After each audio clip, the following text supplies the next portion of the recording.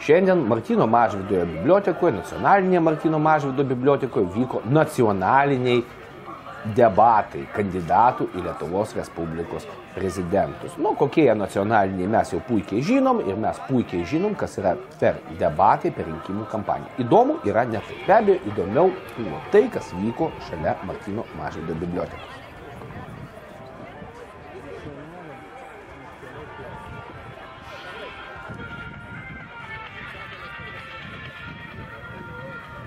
Nepaisant to, kad akcijai pasiruošti laikų ir nebuvo, pasak bent jau kalbintų organizatorių, tačiau susirinko keliasdešimtis žmonių, suformavo gyvą grandinę ir tokiu būdu bent jau norėjo priminti pateptiesiems kandidatams, kad yra šiek tiek daugiau rinkimų dalyvių.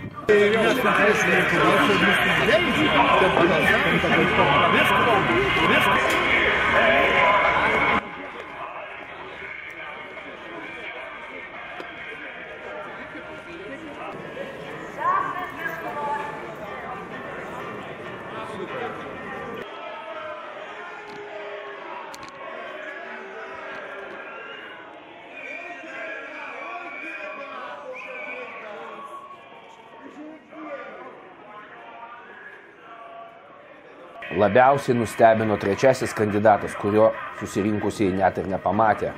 Saulius Skvernelis, kaip tikras spec tarnybų žmogus, kažkokiu būdu pateko į pastatą nepraeidamas po protestuotojus. Tiesa, jo padėjėjas Skirmantas Malinauskas visą laiką, viso renginio laiką laikė frontą. Nors ir buvo puolamas protestuojančių, tačiau jis atkakliai kartojo, kad ne jie organizuoja debatus ir jeigu jau pakvietė, tai jau yra teisė. O asmenybės bus už jūsų. Jūs norit priversti Lietuvą balsuoti už įvaizdį? Aš noriu pasiūlyti diskutuoti absoliučiai visiems. Išeikite į pasiūlymus, ar įsislėpkite už sienos. Kaip rinkimų štabo vadovas. Ne vadovas, tai komunikacijos vadovas. Supratau, komunikacijos vadovas, kuo labiau, turbūt tikrinatės, kas jūs kviečia. Taip, šiuo atveju mūsų kvietė BNS labai garbinga naujienų agentūra. Ir ją visą laiką remiu, prieš jūs sakau, tai yra viena garbingiausių šiandien priemonių. Kaip sakote? Nu, aš nežinau, su kuo jie organizuos, bet aš BNS tikrai pasitikėjau. Baltic News Service aš pasitikėjau. Ideologinė grupė. Ne, žinokit, kur jie vyks yra antraeilis dalykas. Mes esam sutarę ir tarėmės ir priėmėm kvietimą iš Baltic News Service su sąlyga, kad debatus galės transliuoti visi nemokamai. Viskas. Dar vieną dalyką, ką mes pasakėm, kad dalyvausim visose VRK debatuose, VRK nustatydami sąlygomis. Mes negalėjome eiti niekur kitur, kur dalyvavo kiti žmonės. Aš su ponu Juozaičiu pats asmeniškai ten esam keliuose renginiuose dalyvavo, kur šis esam dviese. Bet daugiau, bet bet daugiau šitoje vietoje mūsų. Visus reikia. Mes tą patį sako, mes dalyvausim tik VRK organizuotose debatuose ir jokios daugiau komercijos. O šį kartą mes su BNS iš anksto jam pažadėjom sudalyvauti. Prie pat salės viskas panašėjo į viduramžių pilies apgultį. Patekti vidų be abejo buvo jau negalima, jeigu nėra registracijos. Todėl mes pastovėjom, pažiūrėjom ir išėjom atgal į aikštę. Taigi, Gintarai, čia vyko piketas ar mitingas, pro kurį Šimonytė prabėgo nesustodama, Nausėda pastovėjo protingai, palinksėjo, o Skvernelį beje kas nors matė? Skvernelio buvo patarėjas Skirmantas Malinauskas, kuris labai ilgai diskutavo su dalyviais ir sakė, kad pritarė, kad turi būti kviečiami visi. Nu tai kaip aš mačiau, kad Skvernelis jau viduj.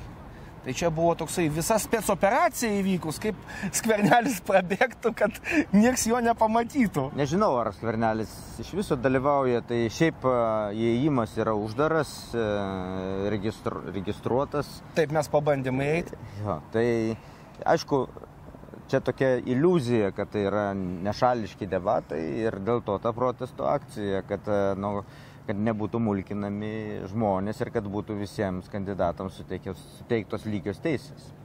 O šiaip praktiškai tamsta atsakėjai tą klausimą, ar ten debatai yra sąžiningi, nesąžiningi, bet šiaip kaip pati kampanija, rinkimų štabo vadovas esi, kaip pati kampanija šitą rinkimų atrodo tau? Aš esu strateginės grupės vadovas ir ta rinkimų kampanija beje yra labai tokia nekorektiška, kur akivaizdžiai privilegijuoti 3 kandidatai, 2 iš jų numatomi išrinkti, o 3 išrinktasis, kurio numatoma neišrinkti.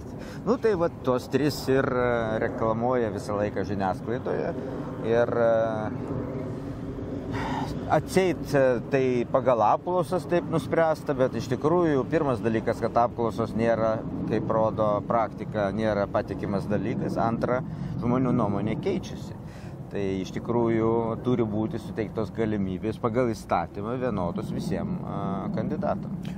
O jeigu yra nevienodos, tai tada tai yra politinė reklama ir tada reikia paskelbti, kad tai yra politinė reklama ir apmokėti iš rinkimų sąskaitos. O kokių nors teisinių veiksmų apskritai norima imtis tokiais atvejais? Tai pateiktas prašymas VRK. Arvydas Juozaitis pateikė tokį prašymą šiandien, kur prašo 2 dalykų. Pirma, įvertinti, ar tokia organizavimo tvarka atitinka įstatymo reikalavimus politiniai kampanijai, ar tokie apgaulingai nešališki debatai iš tikrųjų galimai slepia paslėptos reklamos pobūdį. Ir antras prašymas, kad patikrintų, ar skleidžiant šitą informaciją bus paskelbta, kad informacija apmokėta iš politinės kampanijos dalyvių sąskaitos.